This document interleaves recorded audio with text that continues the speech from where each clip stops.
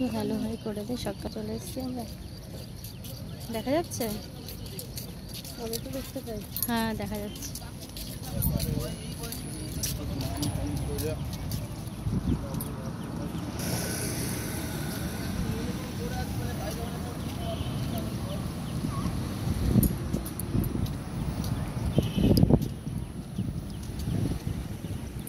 কথা বলবো না? কথা বল। বলবো, আগে একটু ছবি করে নিচ্ছি। হ্যালো ফ্রেন্ডস, দেখো সকাল সকাল আমি আর রুমা চলে এসেছি এমসে। একটু টাকা একটু কথা বল। আরে ফোন নাম্বার বের করছি, দেবরাজের ফোন নাম্বারটা বের করে ওকে লেখা, তাই জানি না আছে নাম্বার, এটুকুই জানি। এ বাবা, তাহলে কি করে বুঝবি?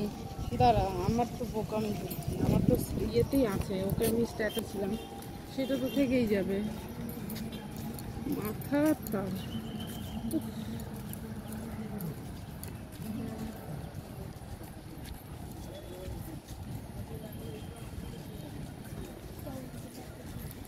ভিতরে না আসলেই ভালো হতো, জানিস তো, ফালতু আমাদের চলো বাইরে বসে থাকবি নাকি? কারণ হচ্ছে মাকে নিতে আবার আমার সাইজে। তুই কি এমসে আছিস? এমসের ওপিডির সামনে আমরা দাঁড়িয়ে আছি। দেখো সকাল সকাল প্রচুর লোক, কত মানুষ যে ডাক্তার দেখাতে আসে। সে মা এখনো এসে পৌঁছায়নি, এবার কি করবো বলতো? তোমার আধার ছাড়া, আসল আধার ছাড়া নামলে। আচ্ছা রাখো তো, একটা ফোন ঢুকছে। আমরা এমসের ভেতরে রয়েছি, প্রচুর ভিড়। এখানে আমরা বসেছিলাম, ওইদিকে রুমা গিয়ে সব ফর্মালিটিসগুলো পূরণ করছিল। আমি কাকিমাকে নিয়ে বসেছিলাম। তারপরে এখান থেকে কাজ ছেড়ে আবার উপরে চলে যেতে হয়। আমাদের ডাক্তার ছিল 3 তলায়।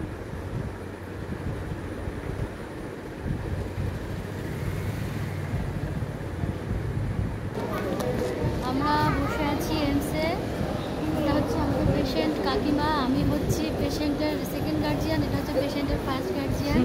আমরা বাইরে থেকে খেয়ে এসেছি, পেশেন্ট এখানে বসে বসে খাচ্ছে। তারপরে আবার আমরা উপরে যাব, অর্ধেক কাজ শেষ হয়ে গেছে, বাকি কাজ বাকি এখনো বাকি আছে।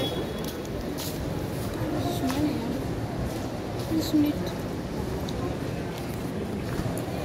কি না তাই উঠে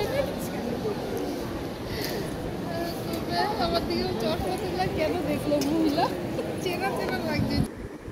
তারপরে ডাক্তার দেখানো শেষে এই যে আমরা টোটো করে ফিরে এলাম। আমাদের বাড়ি থেকে টোটোতে উঠলে খুব একটা সময় লাগে না, খুব তাড়াতাড়ি আমাদের চলে আসলাম। যাই হোক, এই ছোট্ট ব্লগটা যদি ভালো লেগে থাকে প্লিজ একটু লাইক কমেন্ট শেয়ার করে দিও, আর আমার চ্যানেলটা সাবস্ক্রাইব করে দিও।